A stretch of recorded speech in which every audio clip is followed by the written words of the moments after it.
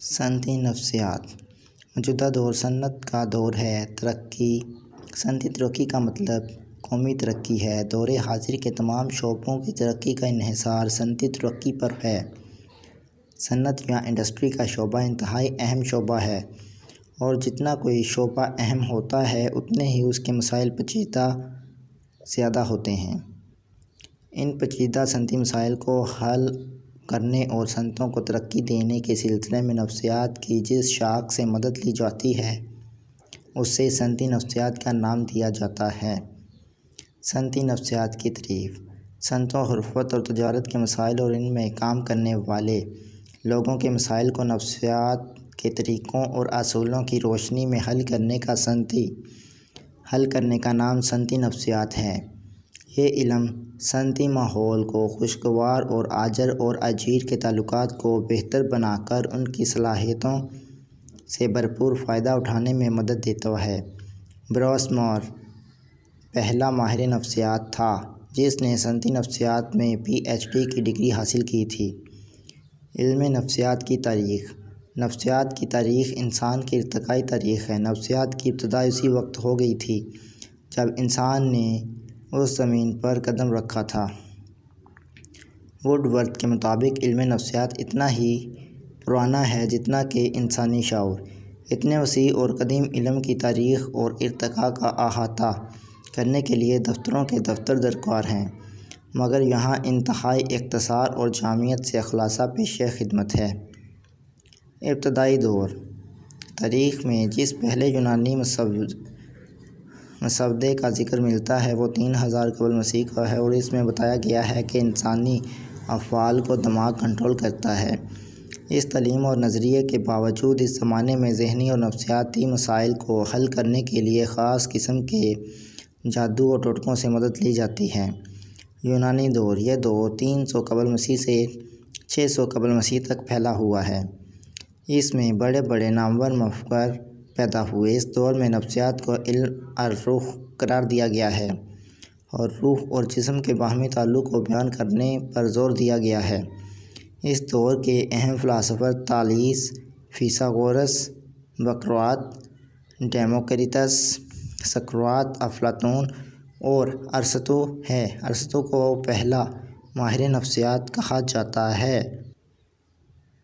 قرون وسطیٰ 3 صدی سے 12ویں صدی تک کا زمانہ قرون وسطی کہلاتا ہے۔ یہ دور علم سائنس کے حوالے سے کچھ زیادہ قابل ذکر نہیں ہے۔ اس میں یورپ کے جاگیردارانہ نظام اور مذہب کے پیروکاروں کی اجارہ داری نظر آتی ہے۔ اس دور میں سوچنے تک کی آزادی نہیں تھی، اس لیے اس دور کو ڈارک ایجز بھی کہا جاتا تھا۔ اس دور میں نہ ہونے کے برابر کام ہوا، اور جن لوگوں نے کوشش کی ان میں پلاٹینوس، سینٹ آگسٹین، تھامس اور اکوینامس کے نام قابل ذکر ہیں۔ اسلامی دور اسلامک پیریڈ: اسلام ایک مکمل ضابطہ حیات ہے۔ یہ ایسا نظام زندگی عطا کرتا ہے کہ جس پر عمل پیرا ہو کر حقیقی خوشی اور فلاح کا حصول ممکن ہے۔ یوں تو تمام انبیاء اسلام ہی لے کر آئے، کیونکہ اللہ کے ہاں دین اسلام ہی ہے۔ اسلامی دور اس فکر انسانیت شفا محشر حضرت محمد مصطفیٰ صلی اللہ علیہ وآلہ وسلم کی بعثت کے حوالے سے قرار دیا جاتا ہے۔ اسلام جو کہ دین فطرت ہے، اتنے اہم اور لازمی شعبہ زندگی کو کیسے نظر انداز کر سکتا تھا؟ اللہ تعالیٰ نے انسان کی حقیقی خوشی کے اصول شریعت محمدی میں رکھ دیے ہیں، اور اسوہ کامل ہی کامل نمونہ ہے جو فلاح اور تزکیہ نفس کا عملی طریقہ ہے۔ شریعت محمدی میں انسان کے تمام ذہنی اور قلبی مسائل کا حل موجود ہے۔ اس کے علاوہ جو علماء دین فطرت کے نور سے منور ہوئے انہوں نے بھی شعبۂ نفسیات میں کمال بیان کیا۔ مسلمان فلسفوں کی تعلیمات کو مغرب نے اچک لیا اور ترقی کے زینے طے کیے۔ ان مسلمان فلسفیوں میں الکندی، فارابی، ابن سینا، رازی، امام غزالی، ابن رشد، ابن خلدون، عمر خیام چند ایک کے نام ہیں۔ ان کی فہرست اعداد و شمار سے قصار ہے۔ حیائے علوم 14ویں صدی عیسوی تک مغرب میں کلیسا کے نام پر لوگوں کا استحصال کیا گیا۔ اس دور میں علم صرف چند ایک لوگوں کی جاگیر تھا جو جاگیردار تھے یا کلیسا کے اہلکار۔ ان کے علاوہ کسی کو کچھ کہنے بولنے کی اجازت نہ تھی۔ جو کچھ پرانی کتابوں میں تھا وہی ٹھیک تھا، خواہ حقیقت اس سے الٹ ہی کیوں نہ ہو۔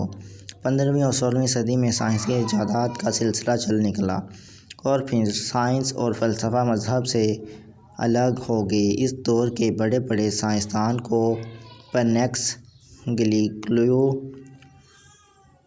Galileo, Francis Bacon, Newton, Descartes, Thomas Hobbes, John Locke, David Hume اور کانٹ بہت مشہور ہیں۔ جدید دور ماڈرن پیریڈ 18ویں صدی میں تجرباتی نفسیات کا آغاز ہوا۔ اس کے بعد پھر انسانی نفسیات کے مطالعہ پر بے پناہ کام ہوا۔ جدید دور میں صرف ماہرین نفسیات ہی نہیں بلکہ مختلف مکتبہ ہائے فکر اسکول آف تھاٹس بن گئے۔ جدید دور کے ماہرین نفسیات میں ارنسٹ ویبر، ہالز، ڈارون فیکس، William Woodworth, Freud, Jung, Adler, Erich Fromm, Thorndike, Watson, پلگر، اسکن، اسٹال مین وغیرہ ہیں۔